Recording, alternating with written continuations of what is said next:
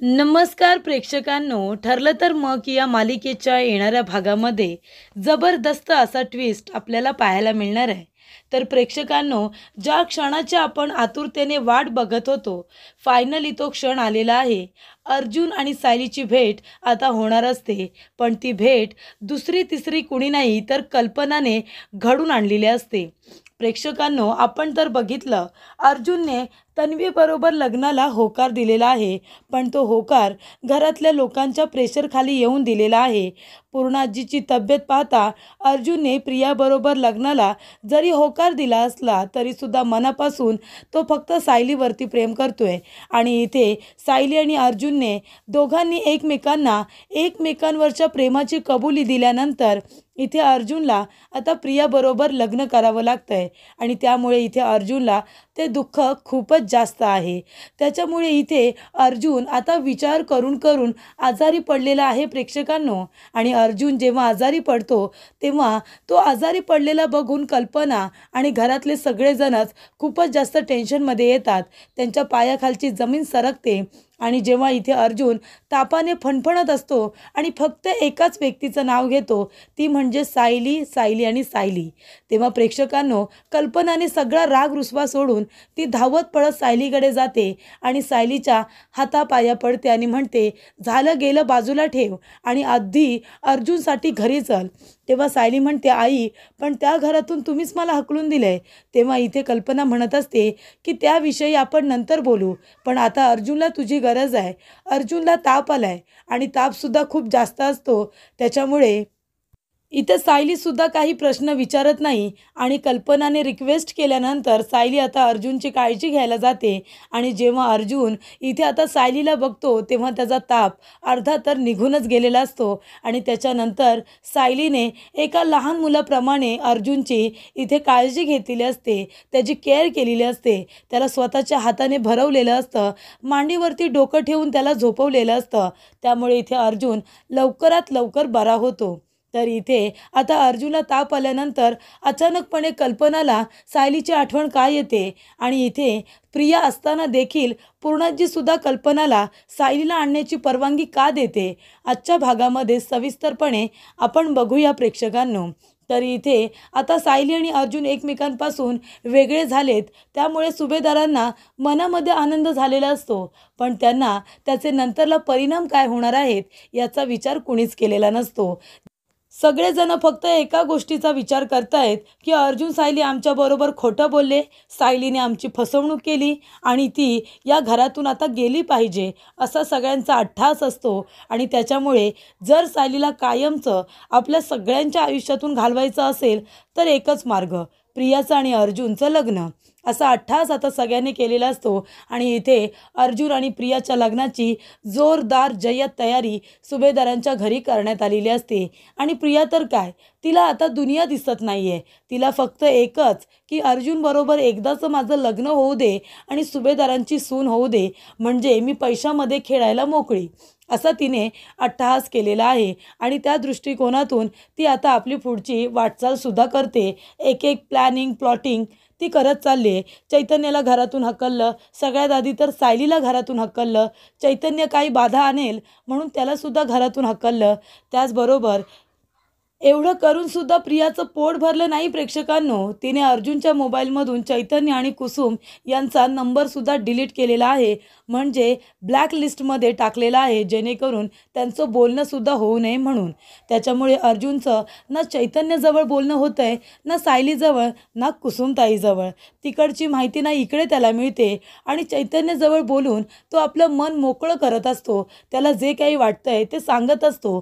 पण जेव्हापासून प्रियाने चैतन्याला घरी यायचं नाही असं सांगितलंय तेव्हापासून जणू काही अर्जुन एकटा पडलाय. ना त्याच्या मनातलं कुणी जाणायला तिथे आहे, ना त्याच्या मनातलं तिथे कुणी ऐकायला आहे.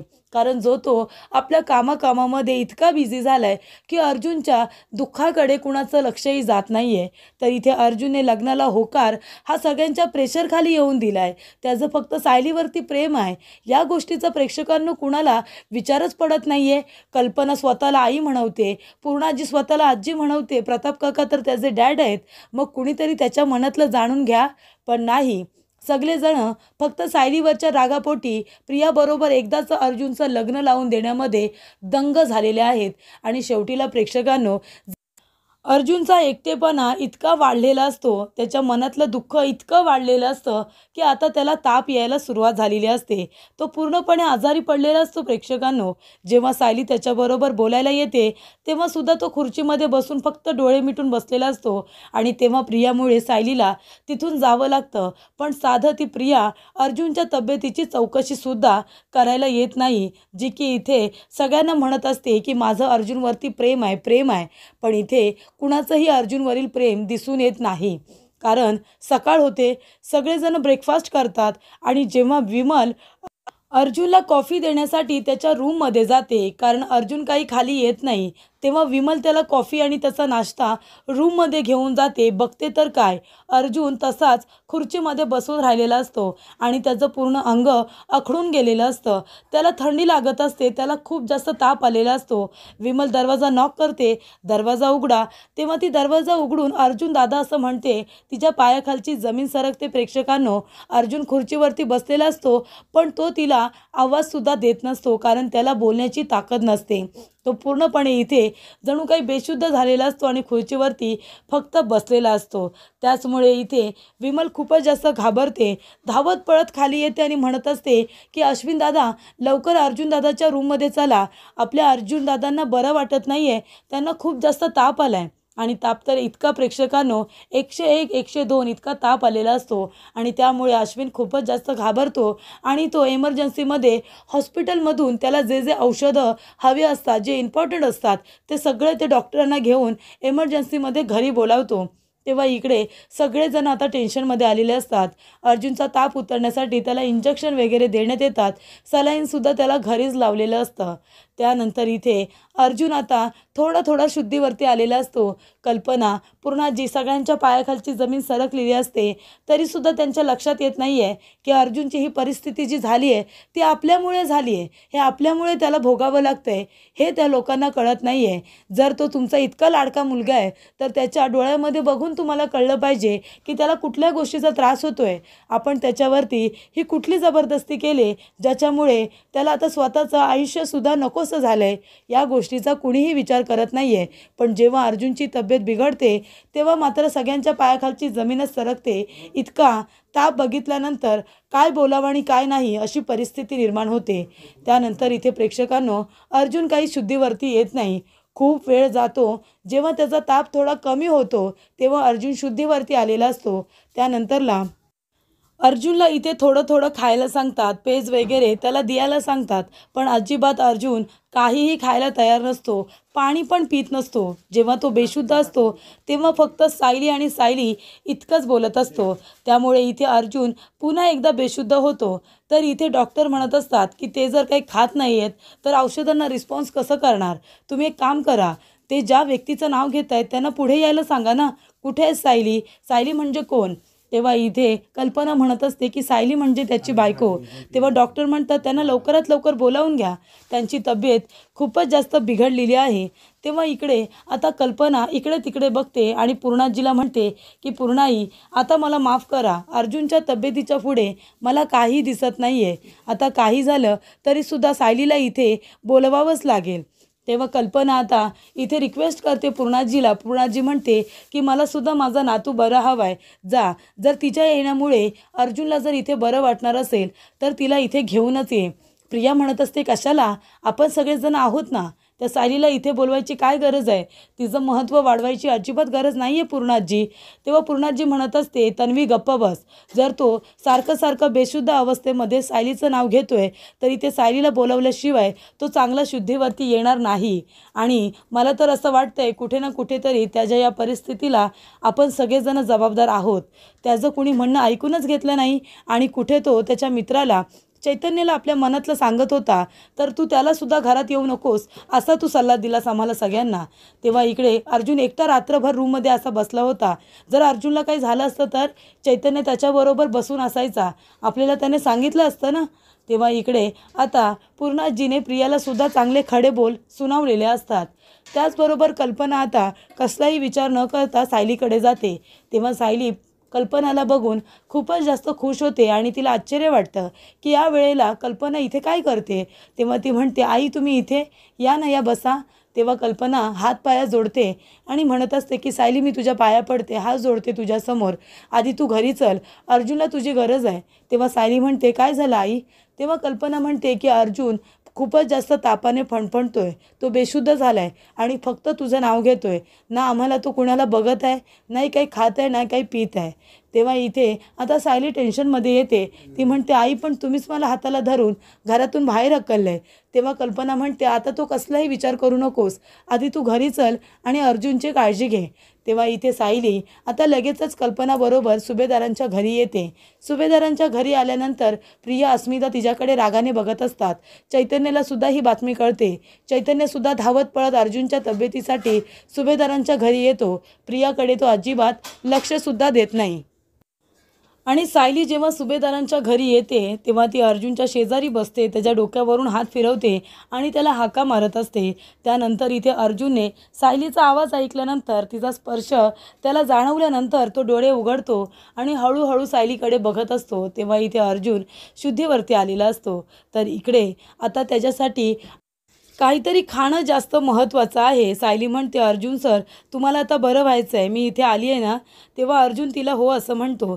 तेव्हा सायली किचनमध्ये जाते, स्वतःच्या हाताने त्याच्यासाठी पेज तयार करते. पेज आणि इथे लिंबाचं लोणचं त्याच्या तोंडाला चव येण्यासाठी तिने त्याला भरवण्यासाठी घेतलेलं असतं आणि ती स्वतःच्या हाताने खूपच प्रेमाने त्याला पेज प्यायला देते. तोंडाला त्याच्या लिंबाचं लोणचंसुद्धा लावते, जेणेकरून त्याला लवकरात लवकर बरं वाटावं अशी सायलीची इच्छा असते. सगळेजण आता सायलीकडे बघत असतात. सायली कशा पद्धतीने अर्जुनची काळजी घेते आणि अर्जुनसुद्धा सायलीच्याच हातून इथे आता पेजसुद्धा पितो आणि गोळ्यासुद्धा घेतो. त्याला औषधं वगैरे दिल्यानंतर सायली आता अर्जुनला त्याचं डोकं आपल्या मांडीवरती ठेवते आणि त्याला झोपवते सुद्धा. त्याला इकडे प्रेमाने त्याला समजावते. ती म्हणत असते की अर्जुन सर असं करायचं नाही, तुम्हाला बरं नसलं की घरातल्या लोकांना किती त्रास होतो ते तुम्ही बघितलंत ना. पूर्णाजी ह्या वयात किती टेन्शनमध्ये आल्या, आईसुद्धा मला आणण्यासाठी घरी आल्या होत्या, तुम्ही असं का केलं. घरातले सगळेजण किती घाबरले होते. तेव्हा इकडे सायलीने त्याला आता जे जे काही हवं आहे काढा वगैरे ती किचनमध्ये येऊन तयार करत असते आणि अर्जुनला नेऊन देत असते. त्याचा ताप कमी व्हायचं नावच घेत नाही. तेव्हा ती रात्रभर त्याच्या डोक्यावरती थंड पाण्याच्या पट्ट्यासुद्धा ठेवत असते आणि त्यामुळे इथे अर्जुनचा ताप कमी झालेला असतो. तर इकडे सायलीने योग्य वेळेवरती येऊन त्याची व्यवस्थितरित्या काळजी घेतलेली असते. त्याला वेळेवरती खाणं पिणं पेज त्याचबरोबर औषधं गोळ्या दिलेल्या असतात. त्यामुळे इथे अर्जुन लवकरात लवकर बरा होतो. तर इकडे प्रियाला या दोघांना एकत्र बघून खूपच जास्त राग येत असतो. तर इथे कल्पना म्हणत असते की सायली मी तुला तिथे बोलवायला आले आणि तूसुद्धा माझं बोलणं ऐकल्यानंतर लगेच माझ्याबरोबर इथे आलीस आणि तू अर्जुनची इतकी काळजी घेतलीस त्यासाठी खरंच थँक्यू. तर इकडे अश्विन अर्जुनच्या रूममध्ये येतो आणि त्याचा ताप वगैरे चेक करतो. तेव्हा अश्विन म्हणत असतो की दादाचा ताप आता एकदम कमीसुद्धा झालेला आहे आणि त्याला बरंसुद्धा वाटतं आहे, हो ना दादा. तेव्हा अर्जुन हो असं म्हणत असतो. त्याला आता असं वाटत असतं की सायली इथे आली आहे तर तिने खरं तर इथंच थांबलं पाहिजे. त्यानंतरला इकडे प्रिया सायलीला बाहेर घेऊन येते आणि म्हणत असते की आता अर्जुनला बरं वाटतंय ना, मग आता इथे तुझं थांबायचं काही कारण नाही आहे, कळलं ना. आता तू इथून गेलीस तरी चालेल.